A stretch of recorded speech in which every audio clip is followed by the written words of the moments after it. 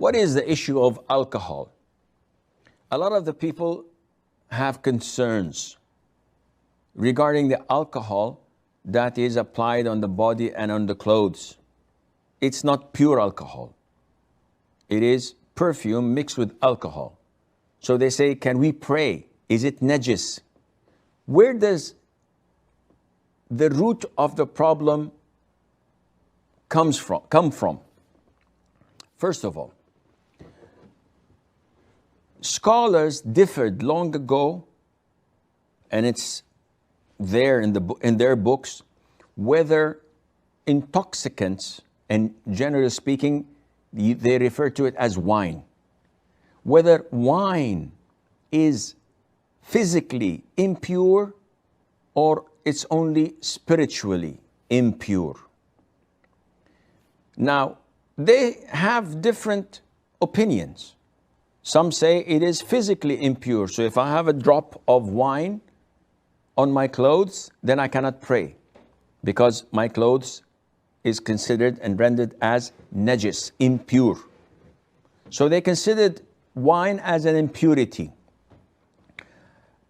And they have a lot of evidences to back them up.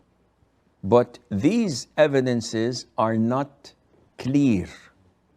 They're a bit ambiguous and can have double meaning. The verse in Surah Al-Ma'idah, إنما الخمر والميسر والأنصاب والأزلام رجس من عمل الشيطان, that verily wine, gambling, the idols, and the lots that they draw to decide what to do and where to go are rijs. So rijs, one of its meaning is an impurity, something that is filthy. And one of its meaning as well, it can also refer to sinful, something that is bad. And it's from the actions of shaitan. Refrain from it. So those who say that wine is najis, is impure, they refer to this ayah. However, scholars that say it is pure, though it's prohibited, but it is pure, it doesn't affect your purity, they've argued that Allah Azza wa Jal stated that wine and gambling. So is gambling najis, in impurity? The answer is no. When we play poker or blackjack or whatever, this is gambling, this is haram. When I buy a lottery ticket, this is gambling, it's haram. But do I have to wash my hands? Do I have to perform wudu? No scholar says that you do. Therefore, they say that it's a clear indication that it is not physically impure. Now, putting this aside, when we come to alcohol, alcohol is not wine, but because it is a component of wine, and it is the main reason for people to get wasted and intoxicated, the later scholars considered it to have the same ruling as wine. And hence, once you mix it up with perfume, is it najis now or not? Let's go back to the books of the old scholars to see whether wine is impure or pure. But realistically, alcohol is not wine. If you drink a glass of pure alcohol, you'll die. Even before you get intoxicated, you simply die.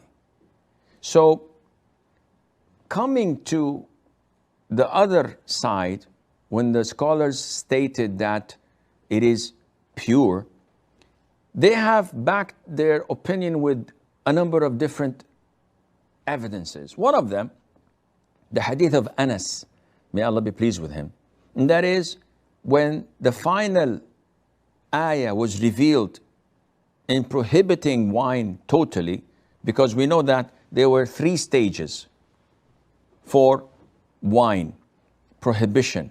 The first one, they ask you about wine and gambling. or maisir, and say that there is benefits and there is great sins in it, and the sin far exceeds the benefits. So this is prohibition number one. It's not prohibited, but you should not do it. Then stage two, when Allah Azza wa Jal stated that you must not pray in a state of intoxication until you realize and understand, until you are conscious of what you are saying. So this limits the time for you to get wasted. But there's no prohibition yet. Thirdly, it is when Allah said, refrain from it. Khalas, it's over. So the scholars use this as an evidence, because Anas ibn Malik said when this ayah was revealed, immediately all the companions spilled out the wine they had in the skin bags, and the streets of Medina were flooded with wine that ran like rivers. Everybody got rid of their whatever they had in their cellars. It's over, it's done. So the Prophet did not tell them to wash it. The Prophet did not tell them to take their shoes off when they entered the masjid, because they walked on these muddy, saturated grounds with wine, which indicates that it is pure.